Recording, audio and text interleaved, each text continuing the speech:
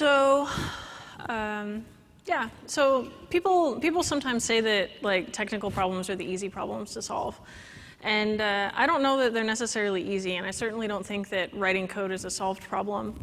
But today I would like to talk about the kind of problems that I find particularly interesting. And for me, it's really all about figuring out how to make developers work together on complicated problems inside of a fixed set of constraints. So today I'm just going to talk and give you a little bit of a look inside how we actually work inside Unity and how we make our product. So first I want to start with just a little quick trip down memory lane. So this is Over the Edge Entertainment, the predecessor to Unity Technologies, about 10 years ago, around the time of the 1.0 release. And yes, Joachim had fabulous long hair back then. And if we fast forward to 2008, Unity Technologies had formed, and this is how big we were. And in 2009, there was some more growth. In 2010, this is the year that I joined the company. We were kind of a more mature startup, and this was Unite Montreal. And we thought we had grown really big. And Unite San Francisco in 2011, we grew more. And this is us in Unite Amsterdam in 2012. So this is actually the last time that the company was small enough for us to be able to get everyone together in the same place for a company picture. And now, Unity Technologies together has over 650 employees. So in terms of development, what that means is that we actually have hundreds of developers working in 15 locations across 4 continents.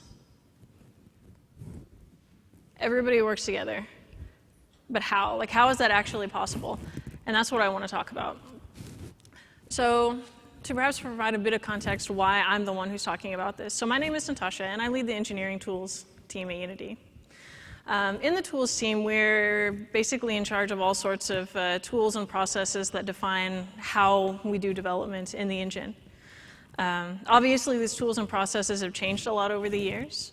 I started working at Unity over 5 years ago as Unity's first build engineer. My background is in embedded Linux development and in build engineering. And over the years, I've worked on rolling out various tools and processes and now building a team of people that are all located in Copenhagen. And together we form the engineering tools team. So they talked a bit in the keynote about how when we released Unity 5.0 in March, then we switched to a time-based release schedule. And we switched to where now we release on a fixed schedule every 3 months. Figuring out how to actually make that happen and put all the tools and processes and everything in place to make that happen. Like, that's basically been my life for the last year. I'm also an open source enthusiast, and you kind of see this with the trend of tooling that the development team uses. I tend to believe that open source, or that development tooling is one of the areas where like proprietary software companies and open source communities can actually work together and benefit from one another. And so whenever we have a problem to solve, I'm very inclined to try to figure out a good open source tool to solve that problem. I'm also a Linux enthusiast. Many people who know me outside of Unity know me actually in relationship to my work on porting, helping to port the Unity runtime to Linux, and more recently the Unity editor. And I'm married and I have 2 cats. So first, there are a few core principles that kind of govern the development culture that we have at Unity. And understanding these sort of helps set the stage for exactly how and why we work the way we do. So I just want to talk a bit about those. The first principle is this concept of empowerment. Developers at Unity are empowered to just stand up and own whatever problem that they see that needs to be solved. An old joke at Unity is that whenever a new developer starts and they see something they think is wrong and they ask, why does this work this way? This doesn't make sense. The answer is, well, because you didn't fix it yet. So a closely related concept is this concept of autonomy. Developers have a tremendous amount of freedom to determine how they work, and a large degree they determine as well what they work on. Different teams choose different processes and methodologies like for day-to-day development. Individual developers have a tremendous amount of freedom and independence. We don't believe in micromanaging anyone's work. We tend to hire very, very smart people and give them the tools and let them just do what they do best. And then the third thing that's really, really important is this idea of like responsibility, right? Whenever developers have work in this environment where there's a lot of empowerment and a lot of autonomy, then they have to also be responsible. When they're free to decide what to do and how to do it, then they have to be accountable for the end result of those actions. So these three things together kind of govern everything that we do in the R&D organization in Unity. So I want to move on to something that's like a bit more concrete, and that's basically like shedding some light on what exactly the life cycle of a change is. This is every step that a change in our code base goes through to get from a developer's machine into a version of Unity that you can download and use. So this is a pretty big flowchart. So the first thing is that the developer commits the change, right? This happens as the result of whatever way that development team has decided to work. Some of the teams use like test-driven development. Some of the teams don't do test-driven development. Whatever way that they work, like day to day, the end result is that they commit some change that they believe like should make its way permanently into the code base. And then we use a distributed version control system. So they have to push the change. After the change is pushed, their branch goes through what we call a build verification. This is where our central build server basically verifies all of the code that has been pushed to this branch with a sort of a subset of build and test targets. Unity has way too many build and test targets to run all of these builds and all of these tests on all of the branches, but we take a subset of these that are basically, the subset is a combination of the most commonly broken and most stable builds and tests, and we run these. The next thing that happens, usually it happens often kind of in parallel with actually this build verification running, but we have a huge emphasis on peer code review. So every area of the code base has like one or more domain experts or area owners that are kind of flagged as like the owners of that area of the code base. And every change that happens to the code base that affects that area has to be peer code reviewed by one of those owners. After all of this has happened, of course, if the people reviewing the code have any problems, then that has to be fixed. If any tests have been broken or whatever, then of course that has to be fixed. But after all of this has happened, then we manage our development mainline actually with a gatekeeper process.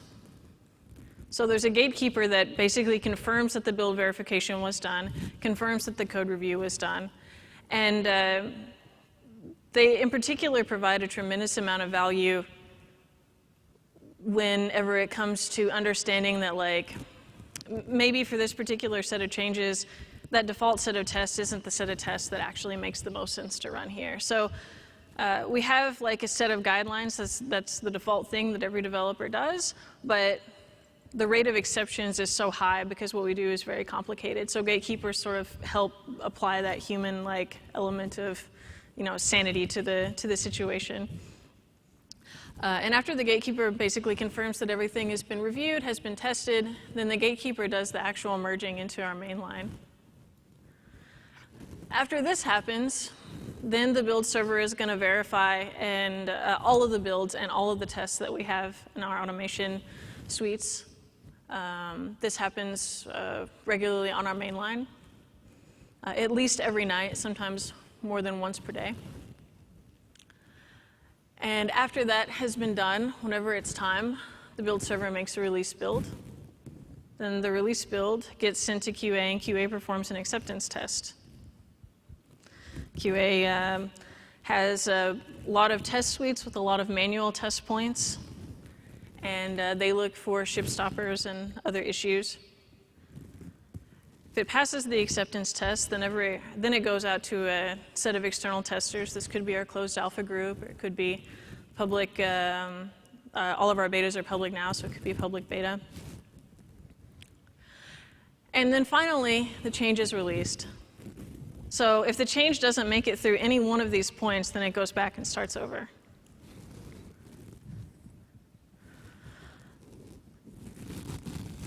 The amount of changes that we have going into our main line is really quite impressive, especially the number of developers that we have working all around the world. And so there's a huge amount of automation at various points along this workflow. But there are like we can break down most of these steps into like a few different kind of high-level concepts. So these are the things that I really want to spend a bit more time going into more detail. So I want to talk, first of all, like how we solve the problem of version control at Unity. And I'll talk some about low-level build automation, high-level build automation, how we do code review, and how we've invested in automated testing. I could go into, like, this kind of stuff is actually what I'm really passionate about, so I could go into a tremendous amount of detail. I don't really have a huge amount of time, so I can only go into a little bit of detail with each section, but I'll be around the rest of the conference if you're interested in hearing more about any of these topics. So let's just jump right in. Let's talk about version control, first of all. So if we kind of go back to the abstract for a moment, what kind of problems does version control really solve? Well, the first thing that it does is it provides a simple solution for revision control, right? It lets you track the changes to your code base over time. It lets you go back to older revisions whenever you need. It also provides a solution for collaboration. It's a good way to get changes from one developer to another developer whenever they need to work together. And very closely related to that, it's a way to manage multiple lines of development in a sane way. This is especially true if you have a version control system that has very good support for branching and merging. So at Unity internally, for version control, we use MERCURIAL. We switched from Subversion to MERCURIAL in 2010. And we do very, very, very heavy branch-based development using MERCURIAL's named branches. All development happens in a branch. With our MERCURIAL repository, we have two extensions that are sort of required. One of these is what MERCURIAL calls the large files extension. Large files is a mechanism for solving the issue of having large binary files in a repository in a distributed version control system. Large binary files tend not to be very well suited to distributed version control. This is because distributed version control systems generally store history as sort of a series of compressed binary deltas. That works great for text.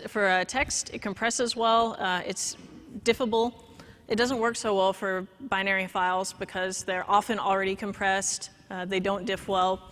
And so having multiple versions of like binary files in a distributed version control system will make the repository size grow very, very quickly. So large files is basically a way of solving that problem in MERCURIAL by storing the actual binary file outside of the repository and instead storing some metadata about that large file inside the repository and then adding hooks that tries to make this seamless. The second sort of required extension is the EOL extension. Unity is we're not like a studio that's just like Windows only or whatever. We don't really have that luxury. So we have the issue where we have developers working on different operating systems all the time. EOL is basically just an extension that ensures that the line endings that are committed to the repository are always normalized. So for example, in our case, we use Unix line endings for everything. There's also, of course, like a lot of other extensions that are used on a regular basis, but these are the two that like you have to interact with our repository. We have a tremendous amount of custom MERCURIAL-based infrastructure as well. For example, we have a mirror of our MERCURIAL repositories that we use to offload all of the data pulling that our distributed build farm does.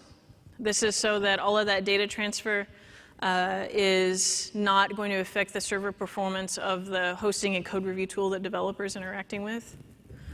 We also have like our developers spread out around the world. So, and our main Mercurial repository is where we are in Copenhagen. So we have caching Mercurial proxies in different offices around the world so that developers who are co-located but far away from Copenhagen don't have to keep repulling the same data as the guy sitting next to them did. This is especially nice for like large files. And then finally, yeah, we're very much an active member of the open source community. This is actually how I hired one of the first people that I hired onto my team in engineering tools. I met him a few years ago whenever we were both working on the Mercurial version control system together. So let's just talk a little bit about like some metrics.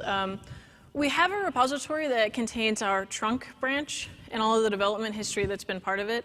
Trunk is sort of a term that we use that's left over from the Subversion days, but it's basically our mainline development branch.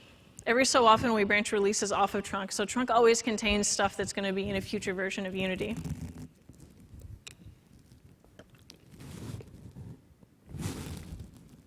So we have also a larger repository that has all of the in-development work, all of the branches developers have made. A lot of it's like maybe abandoned or just hasn't been merged yet or whatever. That repository is significantly larger. So whenever developers are going to make a new clone,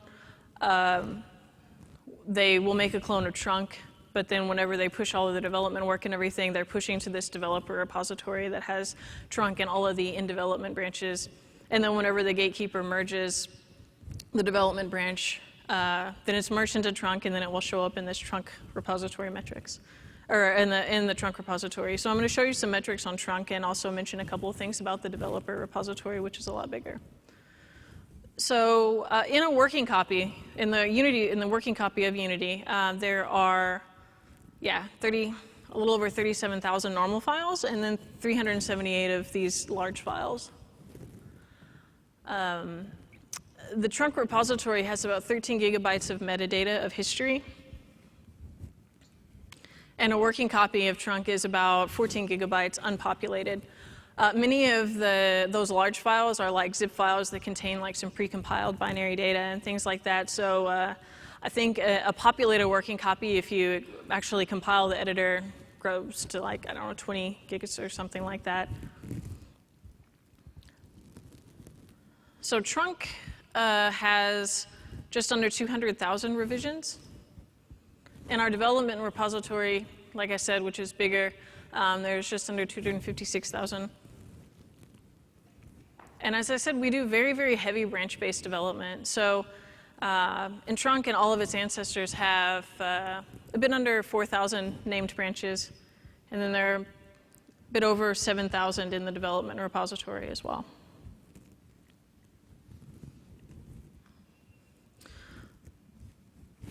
So one of the problems that we struggled with over the years as we grew was a way for needing for developers to work together in a way that didn't mean that they were sort of always stepping on each other's toes. It was the case years ago that everybody just committed their changes directly to trunk and Subversion.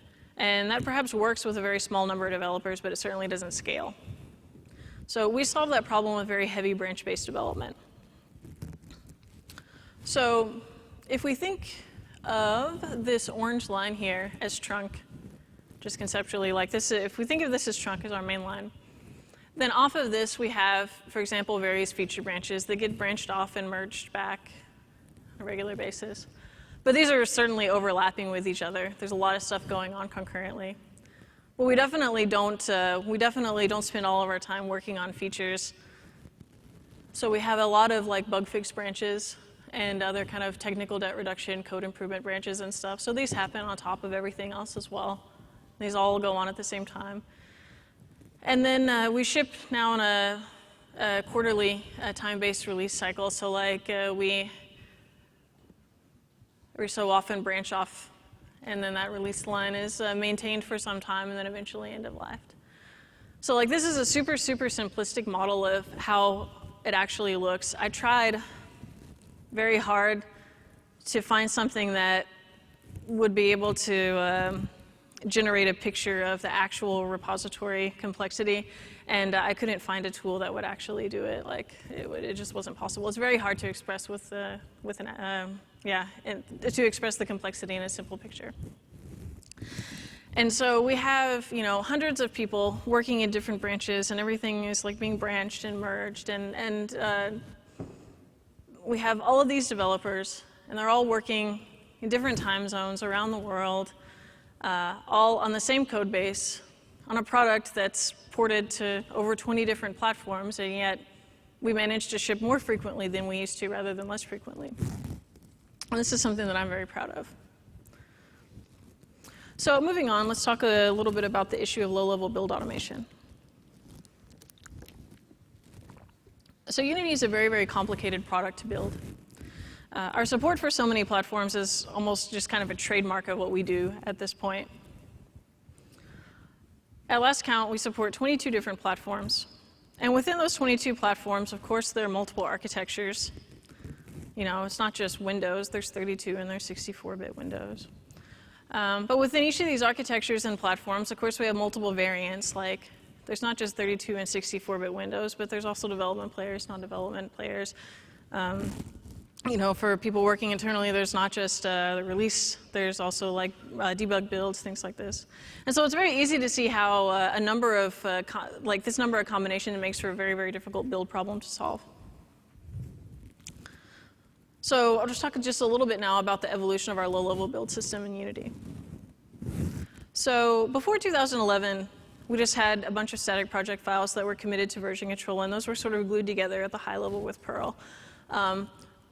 Perl was sort of I don't know, it was kind of a natural choice. Some of the early people in the company had used it at a place that they had worked before, and then, it just kind of stuck around as like something to solve the problem of needing a platform-independent scripting language. In 2011, we switched to Jam Plus as a low-level build language, which we still use for project generation, compilation, linking, et cetera. And the Perl is still there, but it's used for like scaffolding and also for post-processing of build outputs because Jam Plus has a lot of limitations. In the future, we're moving to Gradle, which very much like MERCURIAL is kind of an odd, like a very unconventional choice, like in game technology. We chose it for very good reasons, in particular the flexibility and extensibility that it has. I could talk a lot about it, but earlier this year at the Gradle Summit, I gave about a 45-minute long talk on exactly why we chose Gradle, exactly the problem that we needed to solve, why we decided Gradle was a good solution for that, and basically the whole story behind how we ended up there and how it's going. So if you're interested in that in particular, I would encourage you to have a look at this talk.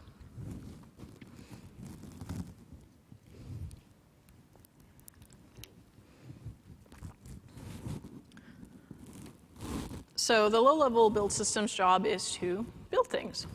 So we'll just do a little bit of, just quickly go over some metrics of editor build times. And this is taken on my MacBook, which is current generation MacBook that I got just this year. So if we do a clean build of the editor on my machine, it takes just under 6 minutes. If I do a no-op build, then I do that no-op build from Perl. It takes a little under 30 seconds. That's too slow for actual development and incremental building. So whenever we need to do incremental building on our development machines, we usually build from Jam directly. And that takes about 2.5 seconds.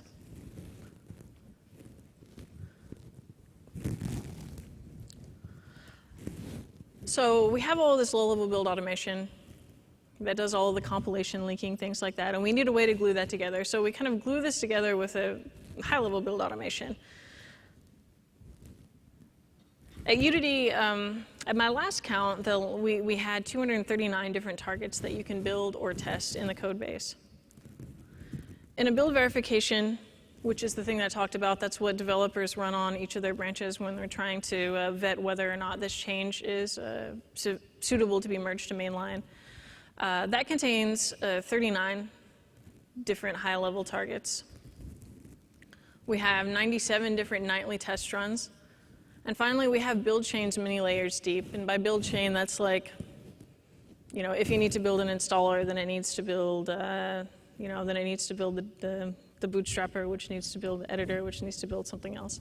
Those go several layers deep as well.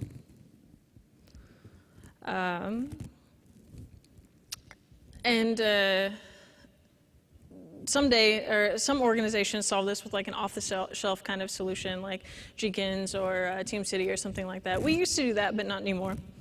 Today we use a tool called Katana. So Katana is an internally developed continuous integration solution. We spent in the tools team over a year working on Katana before migrating to it for our production build and test needs. Katana is a fork of BuildBot. BuildBot is an open source continuous integration framework. And Katana is open source and available on GitHub. We're obviously the primary maintainers of the project. There are other organizations that use it. And lastly, it's still very much under active development. We continue to improve and enhance Katana all the time, both with new features and also performance and workflow improvements. We ended up in the situation deciding to make Katana after we basically hit scalability and performance problems with the tool that we were using before, which was a proprietary solution. Yeah, this is just a screenshot of Katana's UI, so you can see a bit about what it looks like. And this is kind of a common problem that we have, like within Unity, is figuring out, like, we just hit scalability problems on every level. The number of people we have, the number of platforms we have, the number of development branches we have, the number of like everything that we do, we hit sort of scalability and performance problems. So Katana farms out build and test operations to a distributed build cloud. It currently consists of 236 mostly virtual machines. These virtual machines run multiple versions of Windows, Mac, and Linux. The cloud's running on a combination of local solid-state storage and a network file system. In the future, we're moving to Ceph, which is a sort of a distributed file system. Currently, the farm is all located in Copenhagen, in our office there, but we're working on development needed to move the farm into a data center for scalability reasons, just so we'd be able to scale up the farm much bigger.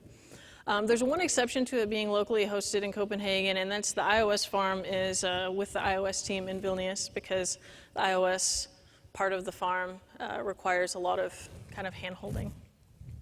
So, yeah, these machines are all configured at a low level with Salt, which is a sort of configuration like management and automation system. It's kind of like Puppet or Chef, in case you're familiar with those.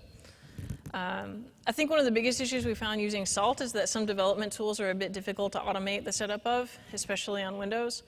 But overall, it's working well, and it's providing a way to make those changes en masse to the build farm and also provide a way to roll them back.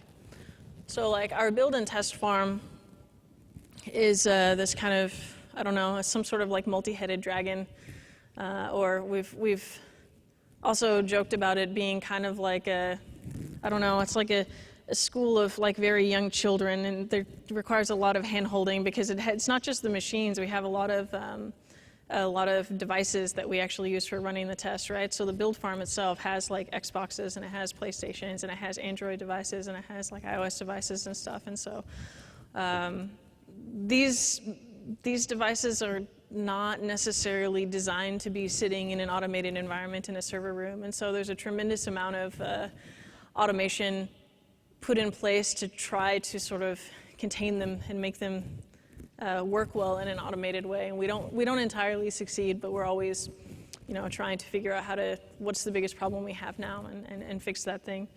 I think there's also, in particular with this kind of problem, I think there's a very common trend now to accept that build automation has become so complicated with so many things that we cannot guarantee the stability of, that tools and solutions and everything need to be as sort of auto-recovering and self-healing as they possibly can be. So we see that a lot with our automation tools. We try to make everything work in such a way that, like, if one of the build machines has a problem or something, Katana should detect this problem maybe quarantine the machine or try to fix the problem and restart the build. And so the developer doesn't necessarily know that anything even went wrong.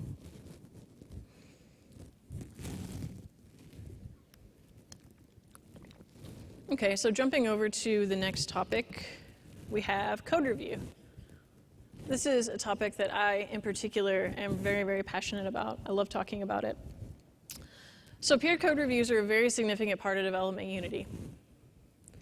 And you might ask, well, why do we do them? Well, we do them for a few different reasons. We believe that they accomplish certain goals.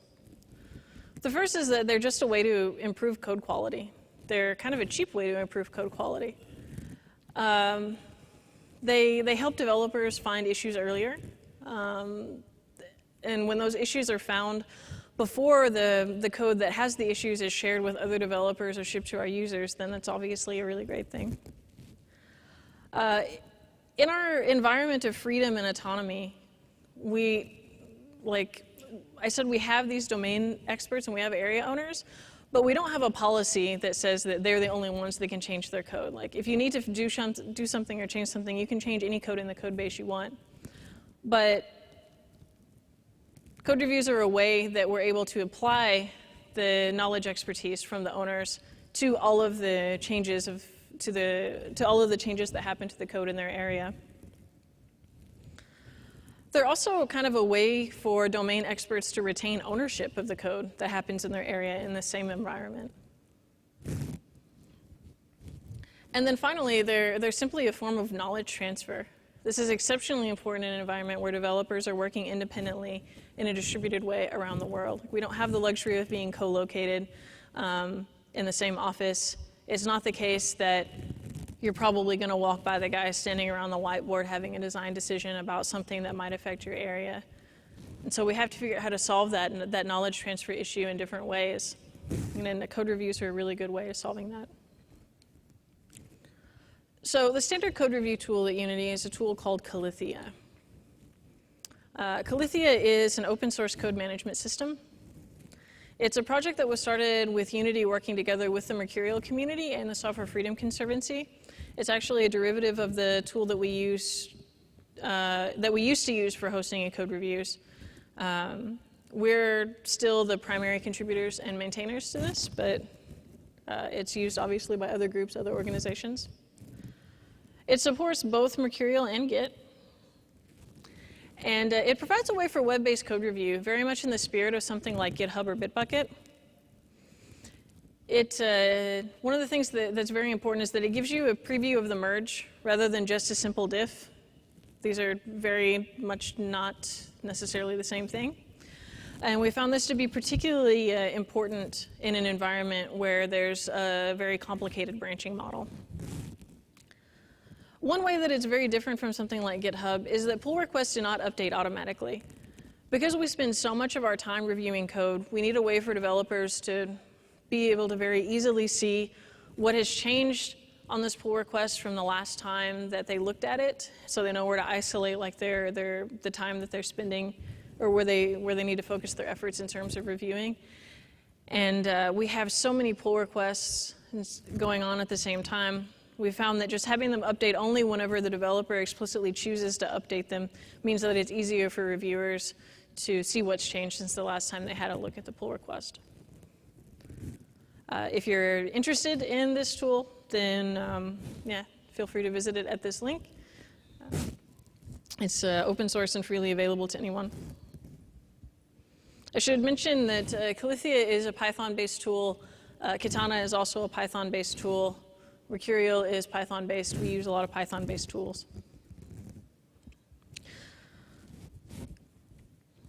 This is just a simple screenshot of a pull request in KALLITHEA. So every pull request has an owner. In this case, it was Daniel Brower. The owner is usually one of the developers who's made the code changes on the branch. And then there's obviously like a description. This is where the owner kind of conveys information that he wants the reviewers to know whenever they're looking at the changes code on the branch. And then there's a list of reviewers. So this was a pretty large pull request that had a lot of reviewers. And the reviewers explicitly decide to approve or reject the pull request. We have a consensus-based system. So out of all of these people, if one of them rejects the pull request, then it doesn't go in. Now, some developers and development teams find it cumbersome to do the actual code review in a web-based tool. And this is fine. Sometimes they do the actual code review like as a walkthrough. They sit down together at the same machine if they can, or they use a screen sharing tool or something like that. That's all fine. Then in the code review tool, in the KALLITHEA instance, it's just sort of the approval is sort of a sign-off where they say, yeah, I reviewed this offline with so-and-so. But it's a way for that gatekeeper that I talked about earlier to see that, yes, this code was reviewed by this person vouches that it's okay, that it should go in. So the next thing I'll talk just a bit about is our heavy investment in automated testing. So at Unity, we have different types of tests. We have native C++ tests. These are focused on testing native code directly without going through the scripting layer in Unity. Then we have runtime tests. And these are focused on verifying Unity's public runtime API on all of Unity's supported platforms. Then we have integration tests. These allow testing of things that are just not easily expressed as runtime tests. So they can test different kind of higher level editor features. They can also test integration between things like the editor and the cache server. And then we have graphics tests. These are sort of a special type of high level integration tests that test rendering features by rendering a scene, taking a screenshot, and comparing the resulting image with the reference image. So we run these on various platforms. So, like I mentioned before, when we have graphics tests running on Android or whatever, then Katana will run the tests, and there's a test process that it takes the built editor from the branch or from trunk or whatever, opens up a test project, builds a player for Android, deploys that to an Android device, runs the player, captures the screenshots, copies them back, compares them against the reference images, and if the difference is too big, then it failed. And the fact that it failed doesn't necessarily mean something was broken. Sometimes somebody has changed something and the rendering is just different. It's not necessarily wrong, and then there's a mechanism for updating the reference image with the new one. These are like some of the most cumbersome because they're such a high-level test, right? If you think about this, if anything possibly changes either in Unity or in the test infrastructure or in the server automation or whatever it is that can affect Unity, like starting up, opening a project, importing assets, building a player, deploying that to a device, then the test will fail. So they tend to be the most finicky, and I think they tend to they feel like they have the highest cost, but in my opinion, they probably have the biggest bang for the buck as well, because they really catch a lot of problems. And then we have many other types of tests. Performance regression tests. We get reports on a regular basis like, okay, this is the performance regression results from this beta versus this one. This got faster, this got slower, et cetera. We have IMGUI tests. We have a lot of different types of tests. In August of this year, we ran 16.5 million tests. So we have tests running all the time.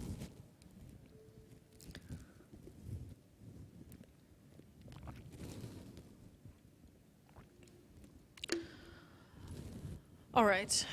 So lastly, before we wrap up, let's talk a little bit about this the gatekeeper workflow that we use. So we have a workflow where developers work very, very independently in their branches. And then a gatekeeper actually manages and decides when and if the developer's branches merge to trunk and takes care of the actual merging. And so you might ask, like, why? Why would you use a gatekeeper workflow in a company full of super smart, super capable engineers? And the answer is very, very, very simple. The answer is that humans are human. But on a serious note, like, I'll elaborate a bit more. So using a gatekeeper workflow is a way of applying objectivity to the situation. In particular, I joke a lot about this idea of like programmer optimism and this idea that like every programmer is convinced that his code must be right because otherwise he wouldn't have written it that way and that it's not going to cause any problems.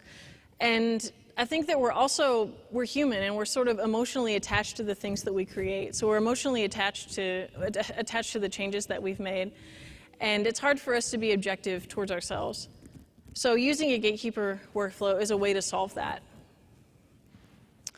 It's also just a way of applying consistency. In our case, the gatekeepers for Trunk are members of the engineering tools team, which means that they're not usually developers responsible for any of the work on the branches that are incoming. There are some exceptions to this here and there, but usually they're not invested in any of the work that was done on the branch. And this sort of helps ensure that the same standards are applied to all branches, regardless of which team did the changes. And this is especially important given the fact that teams do work so independently and are allowed to work with whatever sort of day-to-day development process and methodology they want to. The gatekeeper workflow is sort of an essential way to assure consistency is applied to everything before it goes in. And then finally, it's also a way to just ensure continuity. When we have dozens of branches being merged into mainline every week, gatekeepers are able to have an overview of what's in the queue. They can manage the order in which branches are integrated in, and generally help just make sure that everything goes smoothly. Like, we ship every week, and that doesn't leave a lot of room for error. It doesn't leave time, like it doesn't really leave us like extra time if we weren't paying attention and then we had stuff go in and it's causing some regressions or whatever. Like, we have to have people that are on top of this all the time if we're going to be serious about shipping on a regular basis and on a regular schedule. And that's very important to us because it's like, we don't feel like it's appropriate that we have a lot of stuff that are improvements and fixes and stuff, and that gets held up because this one thing went in and it caused a problem. So having the gatekeeper workflow means that there is somebody that is on the job of making sure that the wheels are continuing to turn every day. And so now I'm just going to wrap up, and I should have some more time for questions if anybody has any. But I'm just going to wrap up with a couple of things that I've learned in my years working at Unity. So one of these is that in software development, I think we have three concepts that sort of oppose one another in some way. The first is going to be your feature setter. This is just the set of actual changes that you want to ship. The second is the time or the length of your release cycle. And the third is the quality of your release. And now, I think as a developers, it's our inclination naturally to want to just set a mark for all three of these and hit each one of those.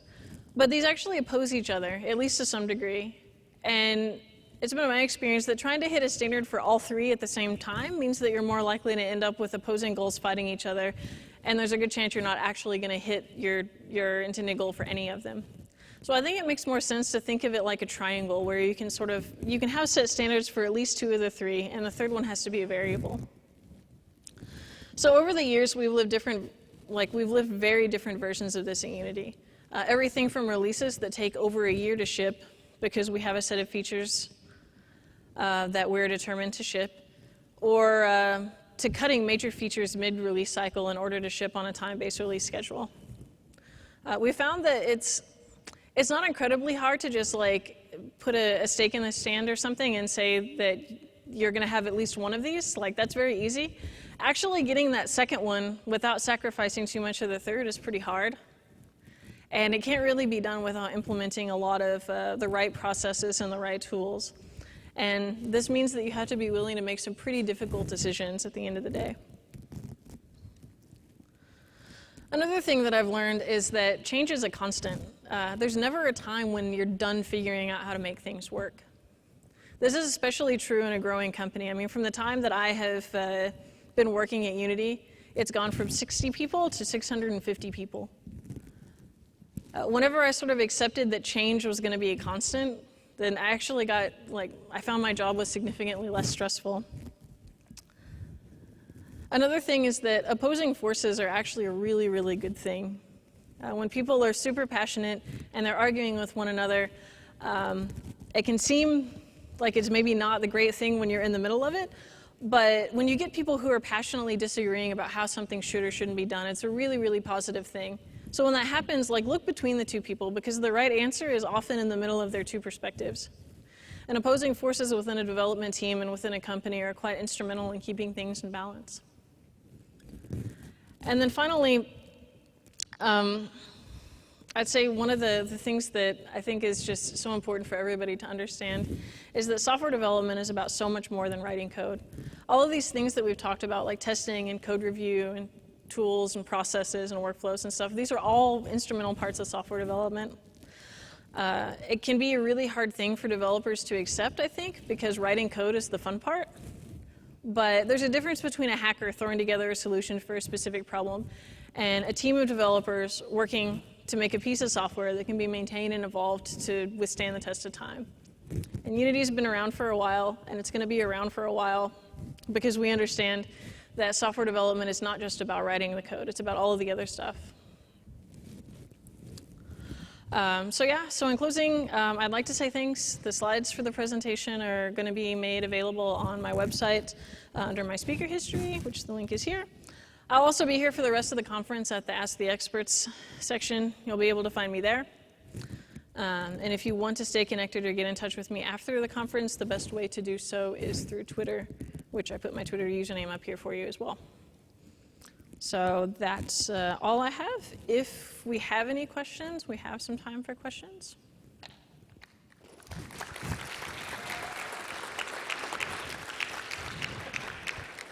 First of all, great presentation.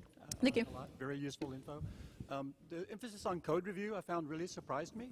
And one of the things that immediately springs to mind is how do you manage the problems with your coders finding an equal amount of time to both participate in code reviews and get code done? Did you find that you had to sort of set processes or sort of set expectations in place? Because I could very easily see your code domainers, you know, sort of falling under the ire of having to spend all their time doing code reviews. This is sort of an ongoing battle at Unity. In particular, right? It's a human problem too, because if you have like 3 people who are sort of flagged as like area owners, and one of them is like really responsive about doing code reviews quickly, then of course like people start adding him all the time, and then he's suddenly doing all the code reviews for his area, and that's kind of crappy. The way that it generally works now is that, yeah, I mean, developers are free to allocate their time day to day on how they want. We kind of expect that people are going to either review code like within a reasonable amount of time, like within a day or 2 or whatever, or if they can't, say that they can't, delegate it to somebody else. There are some people that spend like probably more time than they should reviewing code, and this is a problem that we're sort of actively trying to figure out how to solve. And so we certainly don't have that figured out. I guess the best answer is that right now we just make it work. Cool. And you know, developers are free to either delegate some of the code review tasks to somebody else, or like if you really need something to be reviewed, then you know, we use like all of our communication for like within the development team is like primarily online. Like we use Slack, so you can just, you know, ping the person, hey, can you take a look at this? And we just try to make it work in a flexible way. One other quick question: are all of your build processes and the tools and the hardware form that you mentioned, all of that whole suite of technology, is that what you're also using to provide the new build-based cloud services? Yeah. So no, actually, the cloud team and our internal build automation and tools are totally and separately connected. Like all of our stuff that the tools team has done has existed for, much of it has existed actually for a long time before we even bought the company that is now Cloud Build. There is a little bit of connection in that we're working on moving our internal build and test processes. Like we want to move basically our internal Katana instance into a data center, and the Cloud Build guys are kind of working with us to figure out how to actually do that, because they have a lot of experience like working with OS X in a virtualized way in a data center and stuff like that. So they're helping us with that, but that's really the only connection there. Otherwise, there's not really any relationship. Anybody else? So with the gatekeepers, will you have them, your life cycle showed us starting with the commit change, but will the gatekeepers communicate ahead of time when someone's thinking about a problem to prevent them from going down wacky paths, or is it really they write all the code and then you figure it out? So, I mean, the gatekeepers are not monitoring what's going on all of the developer branches. Sure. So we don't necessarily know like what is actually going on before it actually gets submitted. So Is there a TDD process or anything like that that some teams use, or is it really just up to the individual? So teams work in wildly different ways. Like there are certain teams, like the IL to CPP team, for example, like they use a tremendous amount of TDD. Other teams don't use much TDD. But I would say that, like, yeah, like the communication problem or different teams understanding what another team is doing is one of the bigger problems that we've had, and it's especially complicated by the fact that people work in different time zones. And so, I mean, you know, when you have people that are like 10-hour offset time zone, right? Then that's about as bad as you can imagine, because they're never working at the same time. So it's really annoying if they need to communicate. This is also something that we're we struggled a lot with it. It's getting better in a lot of ways. But it's a matter of like making it so that teams are more transparent about what they're doing within the company, so that other people are encouraged to like talk to them about what they're doing and try to coordinate and stuff like that. Like in the past, it's been a lot worse, and yeah, it's kind of like the problem of like so much time being spent on code reviews is sort of an active, ongoing thing that we have to work on and figure out how to make better and better. I think that answers my question also about how you balance the free to do whatever they want with, I'm sure, business timelines. Like, do you guys, like when you're working two different teams that need to have the same date, will they sort of collaborate under the same process, or? Well, I mean, developers can't really be spending all their time developing on two different things at the same time, right? So like, there are certain things that, you know, if a developer needs to be the person who works on this and he needs to be the person that works on this, and this needs to ship first, then that other thing just doesn't get done until this thing is done. And you see this on the outside where like there's a feature that you really want and we really want it to be done, and we really want to work on it as well, but it's just not done yet. Like that's usually why. I'm just wondering if there's like two different groups that one's, maybe you don't use Scrum, but one's Scrum and one's Waterfall, and like when they need to work together on something, does that ever happen? And then how do you resolve what system they use? Oh, well, so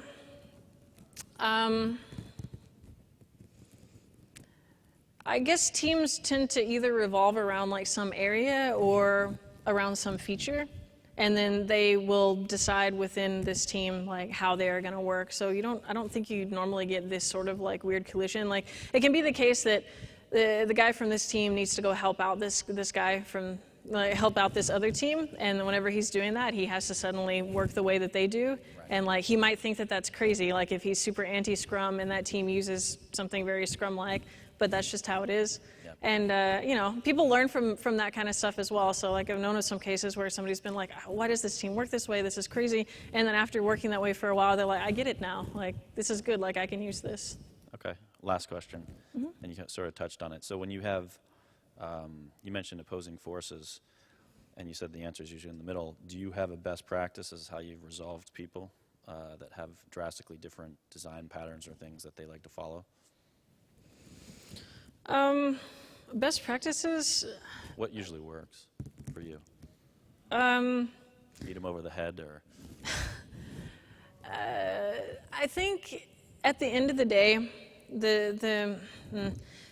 one of the things we do that we care a lot about is that everybody's opinion and ideas is very, very valid and very important.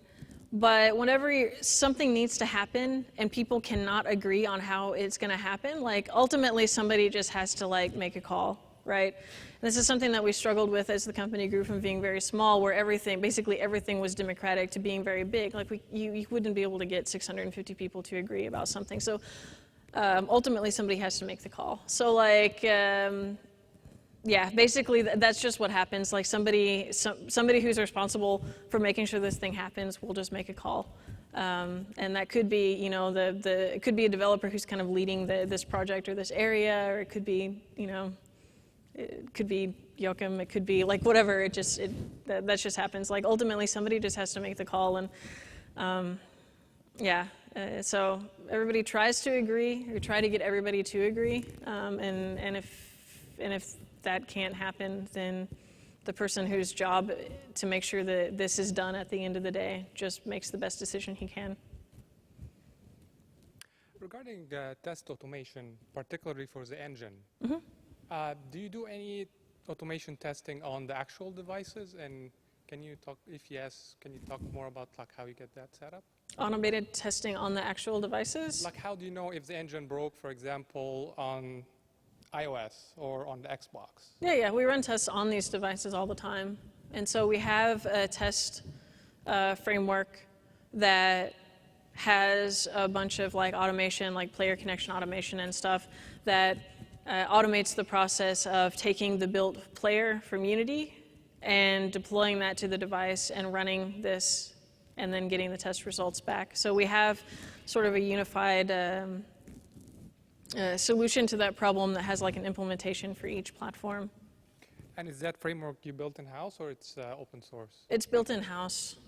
But at the Ask the Experts lab, there's a guy named Tomic who's here for the Unity test tool stuff. He is the person here who probably knows the most about that. Actually, also one of the other guys who's working in the registration area of it where I'm also working, his name is Elvis. He also is from the test team. Like they know in a lot of details about that, so you could talk with them. Thank you. Have you guys used any static analysis tools, and have you had any success with that for the C++ or C# code base? So we've played around with some static analysis tools in the past. I think there were actually even a couple of hack weeks where people played around with them. We haven't really used them very seriously. There was some, we haven't really used them very seriously. There's a lot of work going on there's a whole team of people in Unity now whose job is basically to do technical debt reduction, Unity's code base is 10 years old. Like in game tech, that's like, it's ancient. And it's acquired a lot of technical debt in those years. And so the guy who's leading that area, I think, is, it's kind of on his roadmap to put more, or to make it to eventually get us to a point where we're using static analysis, but we haven't really much in the past. Thank you. Cool. Anything else?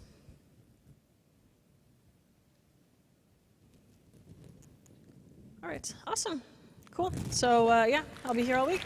See you. Thanks.